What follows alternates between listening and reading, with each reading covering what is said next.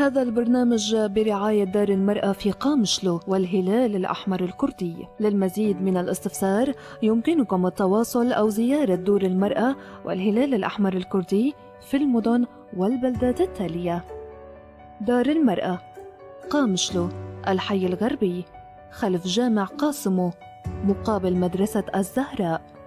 هاتف 426 184. دار المرأة الحسكة، تل حجر، فوق حلويات العمر، مقابل مدرسة عدنان مالكي، شارع الكراج. هاتف 371 115. دار المرأة جركي لقي، شارع البلدية، مقابل الدكتور خليل للأسنان، بجانب مؤسسة نقابة الفلاحين. الهلال الأحمر الكردي، مستوصف قامشلو، جانب مشفى بنك الدم. موبايل 098 164 5879. مستوصف جركي لقي. موبايل 093 59 85 121.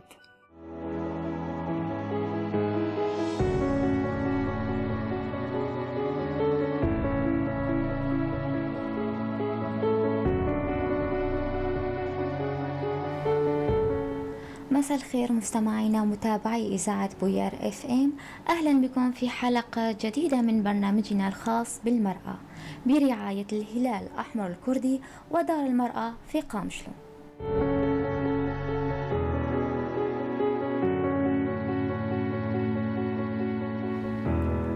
في ظل الأزمة الاقتصادية والظروف التي تمر بها البلد عامة ومناطق روجافا وشمال وشرق سوريا خاصة من غلاء المعيشة والبطالة وارتفاع في أسعار الأدوية والمستلزمات الطبية، ولا سيما في ظل انتشار جائحة كورونا كوفيد-19 في المنطقة، تزايدت المبادرات الإنسانية التي تؤكد على تكاتف أفراد المجتمع في الأزمات ودعما للفئات الأكثر فقرا التي تزايدت معدلاتها بشكل ملحوظ مؤخرا. في خطوة هي الأولى من نوعها بادرت وقف المرأة الحرة في سوريا إلى إقرار مشروع العيادة المتنقلة باسم آري.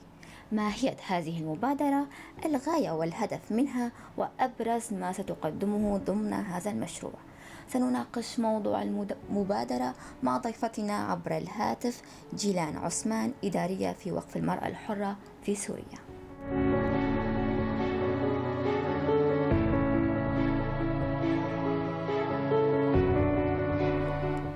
مساء الخير أنسة جيلان، أهلا وسهلا فيكي في إذاعة بوير. مساء النور أنسة سلام، الله يسلمك. أهلا.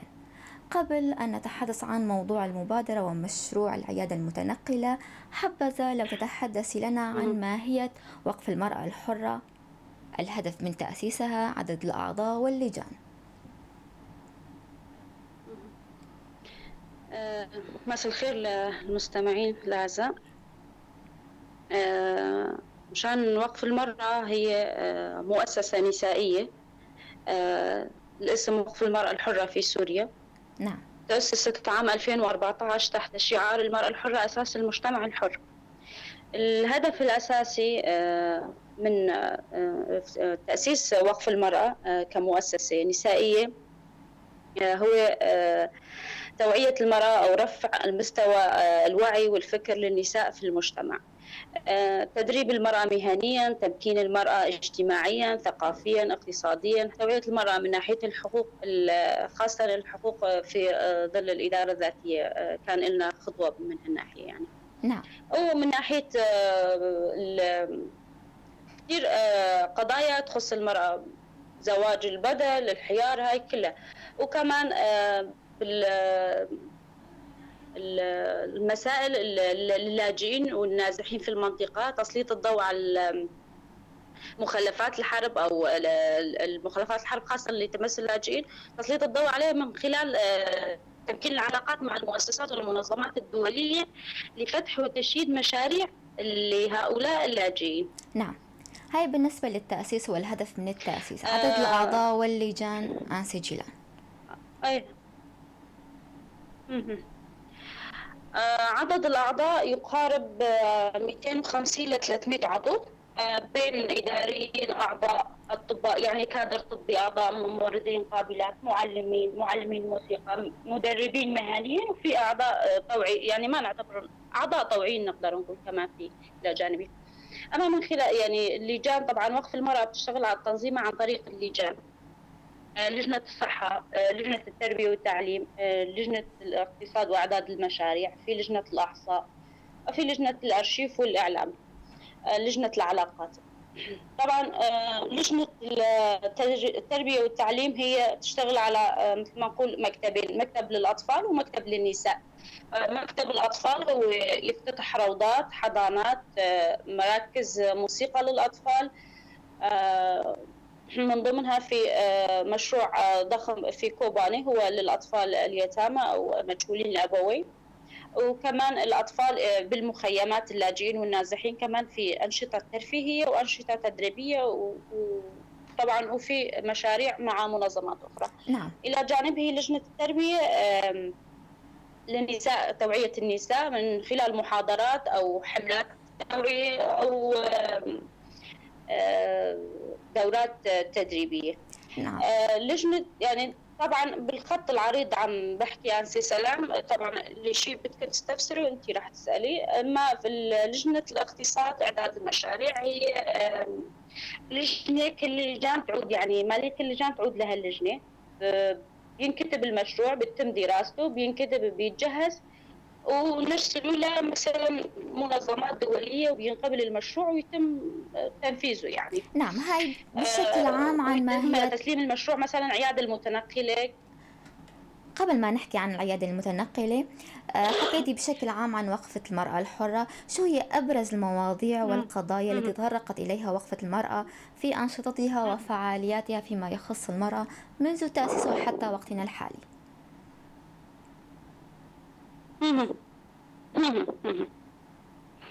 نعم. هلا مثل ما قلت لك نحن نشتغل رجال لجان تنظيمي، مثلا ليش نفتحها في عندنا مراكز صحيه، مستوصفات يعني في بالقامشلي، في بقريه طبكه بديرك، في بالحسكه، ايام نازحين راس العين فورا وقف المراه بادرت وافتتحت مستوصف في الحسكه، لانه كان لنا مستوصف براس العين والمستوصف يعني راح مع المدينه تم قصفه يعني. في لنا من ضمنه كمان مركز لطب الأعشاب بمدينة الدرباسية كمشروع للتداوي بالطب الأعشاب، أي من ضمن الصحة. في دورات إسعافات أولية، وفي دورات تمريض ل6 شهور، في حملات توعية وتثقيف صحي، في روضات، في حضانات مثل ما قلت لك. بشكل عام في دورات تدريبية مهنية للنساء لاستقلالية النساء ماديا. دائما بنقول إذا النساء يعني مهما تم توعيتهم، مهما تم رفع المستوى الوعي لديهم من ناحية الناحية الاقتصادية أو من الناحية المادية، لازم يكونوا مستقلين شوي لحتى تقدر تدير أمورها يعني. نعم. في عنا كمان بالفترة الأخيرة أو السنة دخلنا لمنطقة الطبخة والرقة، تم فتح دورات مهنية، وهلا عم يندرسوا مشاريع لمنطقة الطبخة والرقة. في معاهد للموسيقى كمان منهم. من ناحية أخرى كمان مواضيع العنف ضد المرأة، ضد الطفل، مواضيع العنف الاجتماعي، العنف الأسري بشكل عام. كان لنا حملات توعية، وكان لنا حملة مع منظمة سارة السنة الماضية تطرقنا للحديث كمان لها. بشكل عام يعني هاي أكثر المواضيع نعم. اللي كانت نعم من جيلان. أخبارها يعني. في تفاصيل محاضرات، في دورات مهنية، هاي كمان من ضمن شغلنا. نعم، كخطوة هي الأولى من نوعها إقرار مشروع العيادة المتنقلة باسم آري. لو تتحدث لنا عن هذا المشروع. مه. مه. مشروع آري، الغاية والهدف مشروع من هيك العيادة مشروع. المتنقلة هو إجا متأخر. نعم. الغاية والهدف من المشروع هو كمبادرة إنسانية صحية بحتة. المشروع الغاية منه هو مساعدة الناس أو الناس اللي بالمناطق اللي تفتقد الخدمات الصحية، وهي المناطق إما مخيمات اللاجئين والنازحين وإما القرى. إحنا نعرف إنه بهالمناطق هاي كتير تفتقد الخدمات الصحية. وقف المرأة هي المشروع هذا من سنتين اشتغلت عليه لحتى نقدر كخدمة إنسانية صحية أو طبية للمناطق اللي تفتقد الخدمات الصحية. وطبعا تقديمة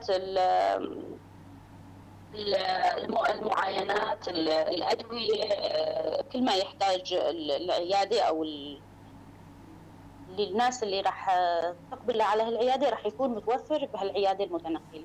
نعم، هل هذه هي المبادرة مجانية أم بأسعار رمزية بالنسبة للفقراء والنازحين؟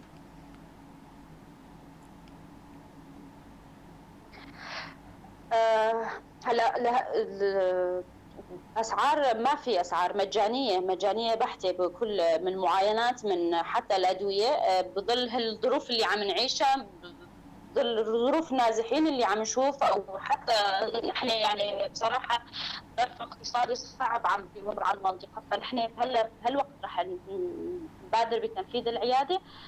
بصراحة المناطق كثير محتاجة لهالمشروع هذا، خاصة بظل ظروف الحظر والهشتي. فأحيانا عم بيصير إنه أهل القرى بصراحة يعني ما عم يتمكنوا إنه يصلوا للمدينة. فأكثر الحاجة لهالمشروع هو بالوقت الحالي، عشان هيك مستحيل يعني بيكون بأسعار، هو مجانية بحتة يعني. نعم، شو هي المناطق والمخيمات المستهدفة من هذا المشروع؟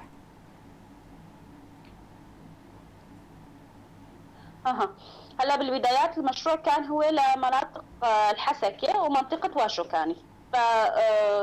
تم التواصل مع الهلال الأحمر الكردي، مع هيئة الصحة. المناطق اللي استهدفناها كان بصراحة صار لأنه المشروع تأخر شوي، المنطقة اللي ذكرناها صارت مخدمة صحيا. تم نقل المشروع لمناطق ديرك، لقرى ديرك. هناك في مناطق شوي بعيدة عن المدينة فعم تفتقد مثل ما قلت للخدمات الصحية. في مناطق قرى وهناك الوضع المادي شوي يعني متدني مثل ما بيقولوا، فنحن حبينا انه نغير المشروع لهالمناطق هاي. يعني ممكن توضحي انه عم تسكري المناطق والقرى حول مدينة ديريك وليس المخيمات؟ لا المخيمات لا، ما هلا المشروع لانه قلت لك عز السلام، نحن لما عم نشتغل خطوه صحيه عم نقوم بالتنسيق مع الهلال الاحمر السوري ومع هيئه الصحه. المناطق اللي تحتاج خدمات صحيه نحن عم نوصل. ففي مخيمات اللي طلبنا عم ندخل لها هي قالوا لنا مخدمه صحيه، فنحن رح ندخل لمناطق قرى ديرك. نعم، هلال الأحمر السوري ذكرتي أم الهلال الأحمر الكردي؟ عفوا الهلال الأحمر الكردي. نعم، هل هناك دعم لهذه المبادرة أو حصلتم على مساعدات دولية؟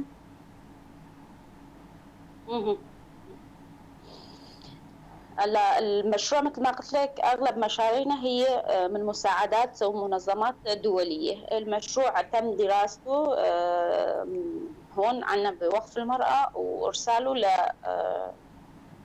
لمنظمات ومؤسسات دولية، وتم دعم المشروع دوليا. وعلى هالأساس تم تنفيذ المشروع، يعني تم الشغل على هالمشروع العيادة من خلال تجهيزها بالأجهزة الطبية، من خلال شراء الأدوية، كل شيء يعني تحتاجه العيادة تم تجهيزه يعني. نعم. بدعم دولي. نعم، رح نحكي عن نوعية تنسيق لكن بعد الفاصل.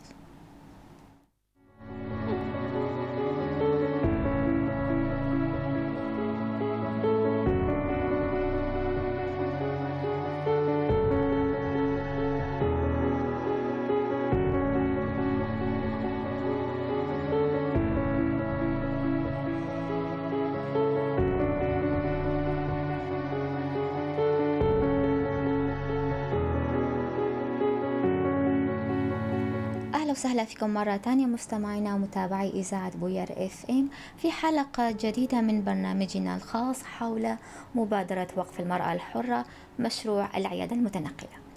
أهلا وسهلا فيك مرة تانية جيلان عثمان. أهلا وسهلا أنسة. ذكرتي قبل الفاصل أن هناك تنسيق بين وقف المرأة الحرة في سوريا ومع منظمة الهلال الأحمر الكردي وهيئة الصحة. يا ترى في تنسيق بين منظمات طبية وإغاثية أخرى؟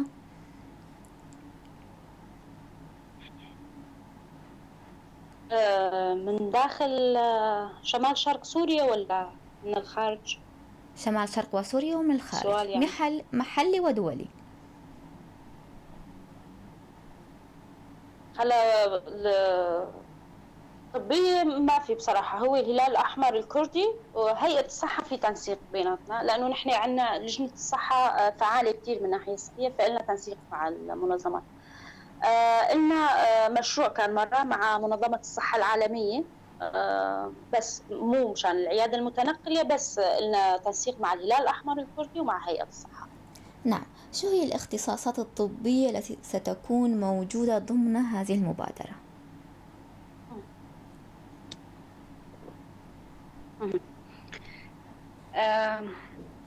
العيادة المتنقلة طبعا متوفر فيها كافة الأجهزة الطبية اللي راح تحتاجها المنطقة. هو اختصاصين، اختصاص نسائي واختصاص للأطفال، والأدوية طبعا راح تكون على هالاختصاصات متوفرة. نوعية الأجهزة؟ طبعا مجهزة من خلال إيكو سيكشن، أجهزة الإيكو، الجهاز السيكشن، جهاز الأكسجين، جهاز الطبية الصغيرة مثل الضغط، السكري، الحرارة، هاي كلها متوفرة يعني. نعم. جهاز إيكو حديث كمان من ضمن العيادة، يعني العيادة كاملة مجهزة بصراحة. نعم، وهالاختصاصين راح يكونوا متوفرين. طبعا أوقات العيادة راح تكون نعم. نعم عسجلة. برنامج العيادة راح يكون برنامج العيادة طبعا حسب إمكانيات وقف المرأة. بصراحة نحن رح 3 أيام بالأسبوع راح تشتغل العيادة، مثال الأحد، الثلاثاء، الخميس كمثال عم بقول. في ال3 أيام راح تشتغل من 3 إلى 4 ساعات، يعني 3-4 ساعات راح يكون في معاينات في القرى. نعم. على هالأساس راح يتم تشغيل العيادة. ذكرتي اختصاصين هو الأطفال والنسائي، عدد الكادر الطبي اللي راح يكون معك؟ على راح يكون في ممرضين واختصاصي نسائي واختصاصي أطفال. نعم. يا ترى في هناك عوائق الصعوبات؟ هلا بالبداية رح تفضلي. كان بدي أحكي على هالموضوع هذا. هلا بالبداية ليش قلت لك إنه راح تشتغل بس 3 أيام؟ لأنه هلا الشيء الموجود هو اختصاصي نسائي بصراحة، فراح يكون 3 أيام بالأسبوع. أما لما هي العيادة مجهزة كمان للاختصاص الأطفال، خلال فترة قريبة جدا راح يتم توفير إنه اختصاصي أطفال كمان. فالعيادة راح تشتغل مثل ما نقول بالأسبوع كامل عدا يوم الجمعة طبعا، فراح يتم توفير إنه الاختصاصين. هلا كبدايات راح يكون اختصاصي نسائي. نعم. يا ترى في هناك صعوبات وعوائق تواجه هذه المبادرة؟ هو بصراحة عائقين نحن شفنا شوي لبين ما انقبل المشروع ولبين ما تم دعمه، هذا هو العائق.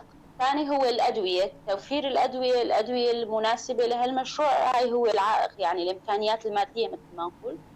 ثاني شيء الكوادر الطبية، هاي لأنه مو بالمدينة، بالقرى راح يكون متنقل، في شوية صعوبات من قرية لقرية بال3 أيام بالأسبوع، 3-4 ساعات المعاينات، ما عدا مدة الطريق اللي راح تكون من ضمنها.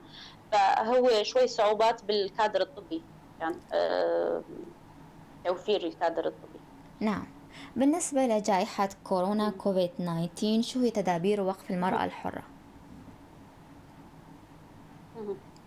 هلا من البدايات كوقف المرأة، مستوصفات اللي عنا ضلوا شغالين، والكادر الطبي ضل على رأس عمله، تسيير العمل من الناحية الصحية، لكن مع أخذ التدابير، الكمامات، المعقمات، أجهزة الحرارة، هي كمساعدة، لأنه العيادات الأطباء تذكري بالبدايات كانت بتسكر.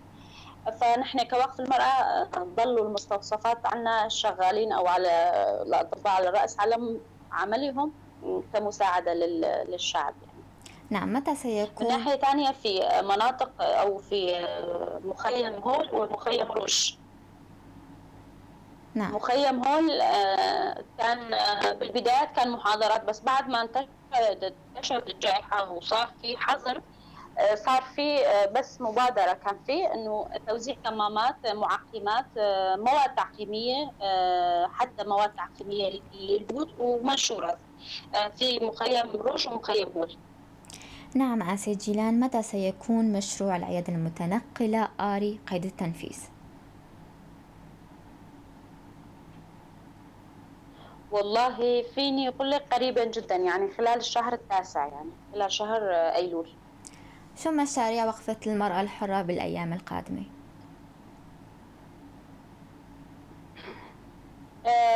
المشاريع القادمة هلا نحن عم نشتغل مناطق الجزيرة تقريبا مكتفيين بالمشاريع بصراحة وقف المرأة، لكن في مشروعين هلا. مشروع مستوصف كمان بقناة السويس، هو مستوصف كامل العيادة، يعني عيادة داخلية، عيادة أطفال، عيادة نسائية، استقبال الحالات الإسعافية، في أجهزة، في يعني صيدلية مجهزة كامل، بس راح يكون مجاني، راح يكون بربع القيمة. هاي منطقة قناة السويس. هذا المشروع. المشروع الثاني كمان في عيادة متنقلة، هلا عم نشتغل على دعمها. هي راح تكون بقرى الحسكة، القرى شوي البعيدة عن حسكة اللي تفتقد الخدمات الصحية، كمان عيادة متنقلة عم نشتغل على هالمشروع هذا. في مشروع بكوباني هو عن مركز تدريب مهني للنساء. في مشروع كمان مركز تدريب مهني للنساء راح يكون بالقامشلي. في مراكز تدريب مهنية للنساء والأطفال راح يكون بمخيم روج. وفي مشاريع مستقبلية بصراحة هي هلا عم تندرس بمناطق طبقة والرقة، لأنه المكاتب جديد انفتحت هناك، فأكثر الشغل راح يكون بالمناطق اللي تحررت بالفترة الأخيرة يعني. نعم. ليش عم تقتصروا على اختصاصين فقط، النسائي والأطفال، سواء في قناة السويس أم مشروع العيادة المتنقلة؟ هلا كمؤسسة لوقف المرأة الحرة، هي بتتبنى أو دائما مشاريع أو تشييد مشاريع للنساء والأطفال، فأكثر شيء عم نشتغل للنساء والأطفال. بس كمان ما بننسى المجتمع، يعني أكثر المحاضرات راح تكون بتختص المجتمع. مثلا هلا في عنا مستوصفات عم فيها اختصاصي داخلية، فلما تقولي داخلية أنت ما عم تعممي إنه عم تعممي مو بس نساء وأطفال. نعم. الإدارية جيلان، لو إلك كلمة أخيرة نختم فيها حلقتنا. بتشكر الإذاعة كتير، إذاعة بوير، على هالفرصة لحتى نوضح أو شغل الوقف أو حتى هالمبادرة الإنسانية الصحية بالعيادة المتنقلة. كتير جزيل الشكر لكم. باسم وقف المرأة طبعا راح نضل على سير العمل، راح نضل دائما لمشاريع جديدة تخدم المرأة والطفل وصولا للمجتمع. نعم، شكرا لك جيلان عثمان، وشكرا كثير لكم. السلام. بالتوفيق لمشروع العيادة المتنقلة. وصلنا لنهاية حلقتنا الخاصة حول مبادرة وقف المرأة الحرة العيادة المتنقلة. لا يسعني إلا أن أشكر ضيفتي عبر الهاتف جيلان عثمان، إدارية في وقف المرأة الحرة في سوريا. وكل الشكر لكم مستمعينا على حسن إصغائكم. موعدنا في الأسبوع القادم، إلى اللقاء. البرنامج بسپانسریا مالا جنی لقامشلو و هیواسور آکرده. اگر پرسین و هبن هندکارن پیوندی یانجی سردانا مالا جنی و هیواسور آکرد بکن. مالا جنی قامشلو تاخا غربی لپشت مزگفتا قاسمو برانبر دبستانا زهرا. تليفون عرضية 426 184. مالا جنی لحسكي تل حجر لجورا شيرينغها العمر برانبر دبستانا عدنان المالكي كولانا جراجان. تليفون عرضي 371 115. مالا جني لگركي لگي كولانا شرداريه برانبر دكتور خليل يدرانان لكيلكا سازي و سنديكيا جوتياران. هيواسور آكورد نخوشخاني قامشلو لكيلكا بنقدم. موبايل 09 81 64 58 79. نخوشخانه آگرکه لگه موبایل 09 35 98 51 22